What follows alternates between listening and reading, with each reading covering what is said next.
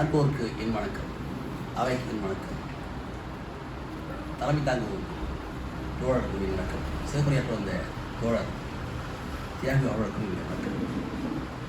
நான் நேற்று என்னுடைய படைப்பாளரை பாராட்டத்தான் கிளம்பி வந்தேன். உடல்நலக் குறைவு, 7 மணி ஆகிவிட்டது, வேளச்சேரி பஸ் இல்லை, இருக்குது போவதில்லை, போயிட்டேன். அதற்காக என்னுடைய வருத்தத்தை தெரிவிக்கிறேன் தோழர். நேற்று வருவது சாத்தியமாக போய்விட்டது, மன்னிக்க வேண்டும். அடுத்தது இந்த தலைப்பு இப்போ தான் நீங்கள் சொல்கிறீங்க, இந்த கவிதையை வாசிக்கணும்னு சொல்லி. கவிதை வாசிக்கலாம் தான், அதுக்கு உங்களை போல் நான் முன்னெடுப்பு செய்து எழுதிக்க வேண்டும். ஆனாலும் வந்திருக்கிற உங்களை மனமாற வணக்கம் சொல்லி படைப்பாளரை பாராட்டும் விதமாக 2 வார்த்தை சொல்லலாம் இருக்கிறேன். ஒரு சமூகம், அது எந்த நாடாக இருந்தாலும், ஒரு சமூகம் தன்னுடைய சரித்திர வழியடையிலும் ஒரு எழுத்தாளன் என்றால்தான் அது கைகுட்டி சிரிக்கிறது, எந்திரிக்கிறது, பாராட்டுகிறது. காரணம், அவன் இன்னொரு படைப்பாளன். அவன்தான் சமூகத்தை முன்னோக்கி தள்ள முன்கை தூக்குவோன். அந்த வகையில் ஒரு எழுத்தாளருக்கு சமூகம் கொடுக்கிற மரியாதை என்பது தனித்துவம்தான். தான் சந்திக்கிற அத்தனை மக்களையும் சிந்திக்க வைப்போம் எழுத்தாளர். அவனுடைய நோக்கமே அதுதான், மாற்றத்துக்காகத்தான் அவனுக்கு தன்னுடைய கருத்து சரக்குகளை இந்த எழுத்து வழியில் ஏற்றி இந்த காகித சாலைகளில் தொடர்ந்து பயணிப்பவன் படைப்பாளர் தான். இது யாருக்காக என்றால் மக்களுக்காக தானே. இந்த வகையில் படைப்பாளன் மிக சிறந்த ஒரு செய்வோம் தான். அவர் சமூகத்தை சிந்திக்கக்கூடியவன். அந்த அடிப்படையில் தான் நாம் படைப்பாளரை பாராட்டுவதில் பெருமிதப்படுகிறோம். காந்தி தன்னுடைய இந்திய தேச விடுதலைக்கு எந்த வழி தேர்ந்தெடுப்பது என்று ஆலோசனை கேட்டார். அவர் எந்த பெரிய அறிஞரிடமோ ஒரு பெரிய அரசியல்வாதியிடம் கேட்கவில்லை. அவரும் ஒரு எழுத்தாளர் தான் கடிதம் எழுதார். நான் இந்திய விடுதலை போருக்கு எந்த பாதை தேர்ந்தெடுப்பது, எப்படி செய்வது என்று கேட்கிறார். அவர் வேறு யாரும் இல்லை, ரஷ்யாவுக்கு டால்ஸ்டாய் தான் கேட்கிறார். நாங்கள் விடுதலை போராட்டங்கள் போகிறோம், எப்படி செய்வது, வன்முறை இல்லாமல் போயிட்டோம், மக்களுக்கு எந்த பாதிப்பு இல்லாமல், ஆனால் விடுதலை பெற வேண்டும் சொல்லி கேட்கிறோம். காந்திக்கு நமக்கு இல்லை முறையான ஒரு இருக்கட்டும், அந்த முறை போயிட்டோம் கேட்கிறார். அந்த டால்ஸ்டாய் அவர் யாரை காட்டுகிறார் தெரியுமா? அவரும் ஒரு எழுத்தாளரை காட்டுகிறார். உங்கள் நாட்டின் விடுதலை போருக்கு நீங்கள் தேர்ந்தெடுக்கும் பாதையை உங்கள் நாட்டில் இருக்கக்கூடிய ஒரு பழம்பெரும் புலவர் அவர் சொன்ன பாதை தங்கத்தில் சேர்ந்து கொள்வது என்றார். அவருக்கு தெரியவில்லை காந்தியார் யாராக இருக்கும் இவர்.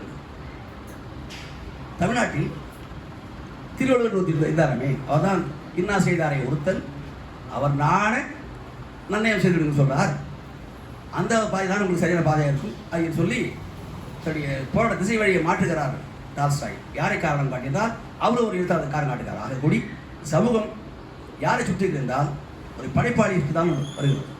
காரணம், படைப்பாளன் தான் மக்களை பற்றி சிந்திப்பவன், மக்களுக்காக வாழ்பவன். ஆகவே படைப்பாளாக நீங்கள் இருக்கிறது மிகப்பெரிய மகிழ்ச்சி. அந்த வகையில் நான் உதயன் அவர்கள் தோழருக்கு மனமார்ந்த நன்றியும், அவருடைய புத்தகங்கள் வெற்றி பெறட்டும், அவருடைய கொள்கைகள் வெற்றி பெறட்டும், மக்களுடைய பாராட்டுகள் கூறி என்னுடைய சிறு அன்பளிப்பாக பரிசை அவருக்கு வழங்குகிறேன். புத்தகம் ஐயா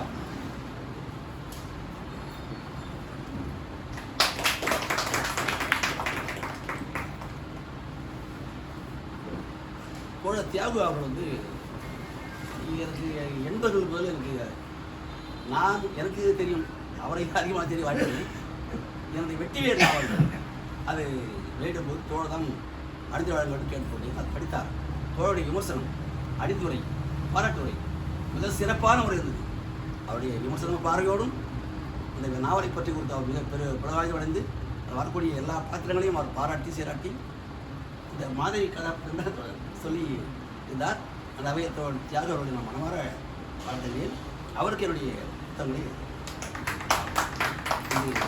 தமிழ்நாட்டில் மதுபான கடை ஒழிக்க வேண்டும் என்பதற்காக ஏற்பட்ட நாவல் போராட்டக் களம்.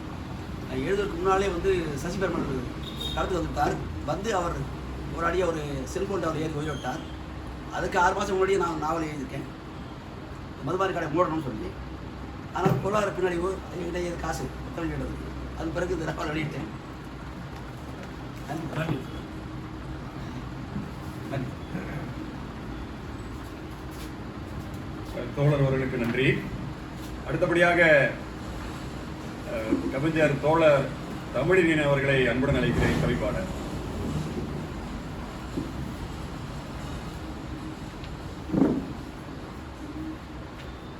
மாலை வணக்கம்.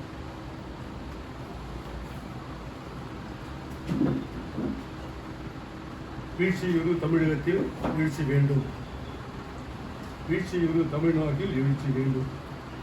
வென்றதை தின்று விதி வந்தால் சாகின்ற சாக்காட்டு மனிதர்களின் உறவு களவாக வேண்டும். அக்ஷய பாத்திரத்தை அடகு வைத்துவிட்டு சோற்றுக்கு பிச்சை கேட்கும் சோழனை கெட்ட சோம்பேறி மாந்தனை போல் இந்தியா என்ற பார்ப்பன பனியாவிடம் வளமான தமிழ்நாட்டை அடகு கொடுத்துவிட்டு கல்வி நிதிக்கும் நீட்டி விளக்குக்கும் கையேந்தி நிற்கும் கையேடு நிலை நமக்கு எதற்கு?